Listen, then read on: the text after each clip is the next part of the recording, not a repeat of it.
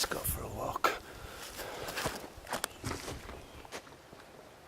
Just thought we'd take a little walk into the forest.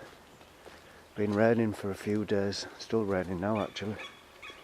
And I'm sitting in my little computer room, little studio, and thinking about digitalisation. Thinking about, is it good or is it bad?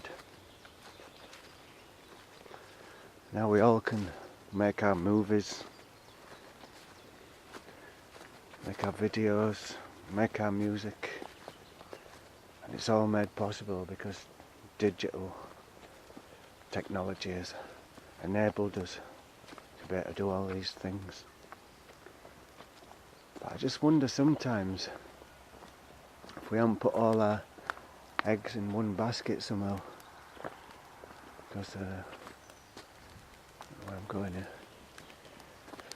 Like if the computers go, for example, if there's one of those electromagnetic pulses that blows all the computers, I just wonder how all the logistics and things like that are gonna work.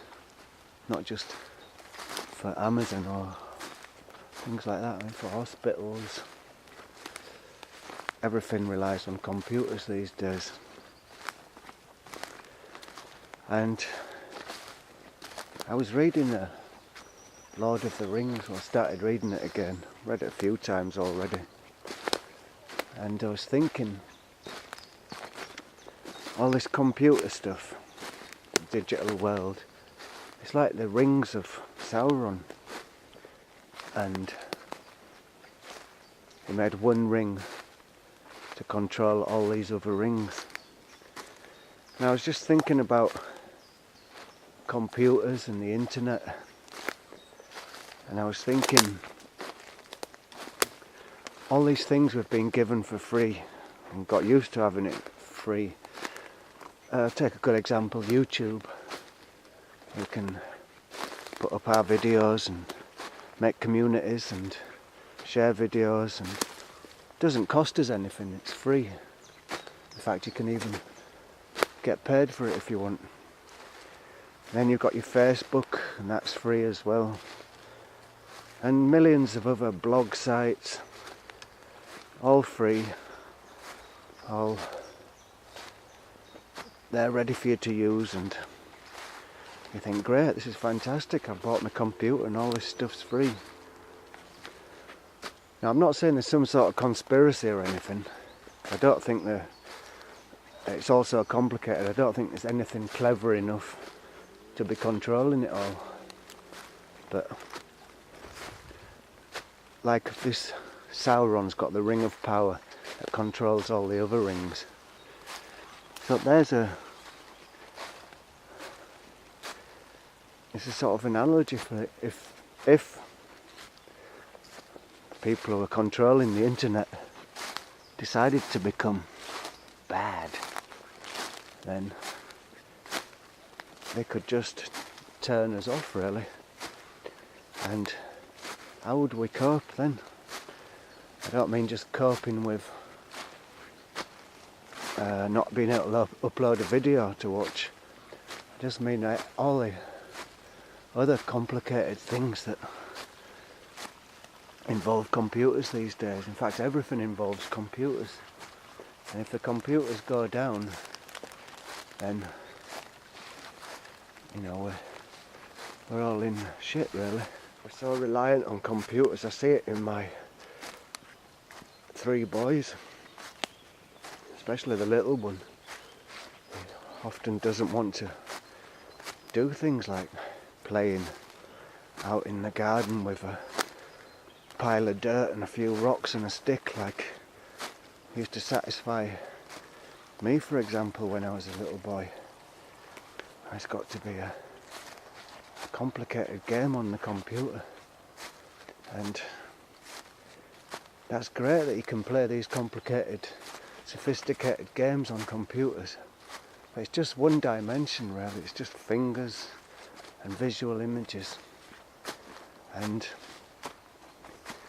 I'm sort of worried that Kids today are missing out on a lot of other sensory input. It's like I'm walking through this lovely forest now, and there's information coming to me from various sources. There's the smell of the wet rain on the leaves here, the sound of the leaves crunching under my feet, and I can feel the cool damp air blowing against my skin, and all these things come together to make up reality and our consciousness.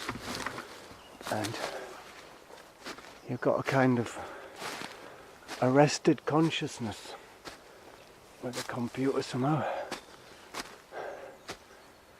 and I don't know if it's good.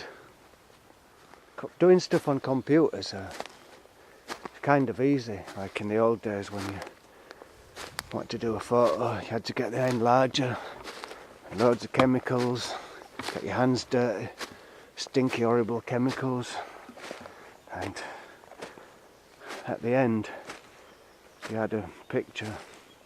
If you printed it yourself and stuff, it'd be pretty good quality, and they usually last for a hell of a long time, those old ones. Now you take a digital picture, the hard disk goes, all the pictures have gone, and luckily you printed a few out with your printer. Then you notice 2 or 3 years later, when it's been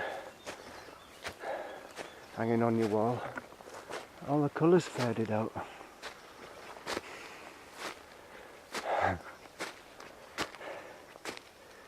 They look nice. Oh, bits of moss.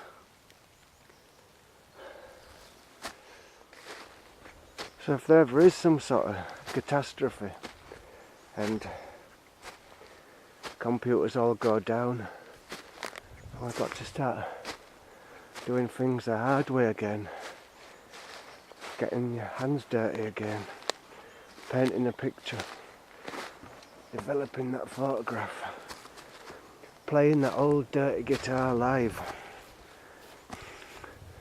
And the computer makes it so easy, clicking buttons, and then you think you're somebody. But in the end, just like the picture, it all fades to grey. Maybe there's a kind of truth in there as well, because whatever happens, we all fade to grey eventually. And even if an artist makes a work of art, Picasso or Rodin makes a big statue out of solid stone, even that's not permanent. Maybe the statue will last for 1,000 years, but eventually it will perish, like everything. It'll just crumble back to dust again, and so no one will remember it anyway. And that makes you start thinking about, is it all pointless, really? Just enjoy the moment, I guess, is the answer.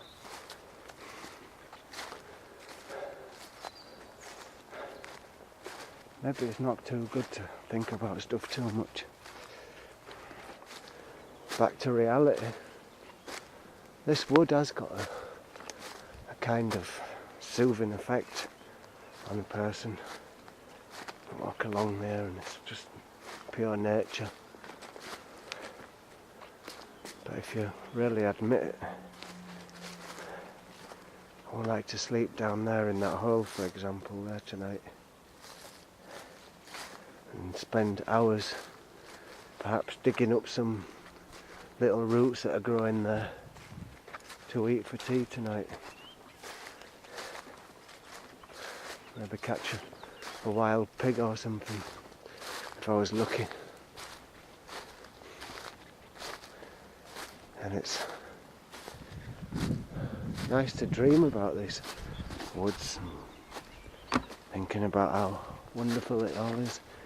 There again, a little warm room and your sofa, your fireplace and your food from the supermarket that's come from all the way around the world.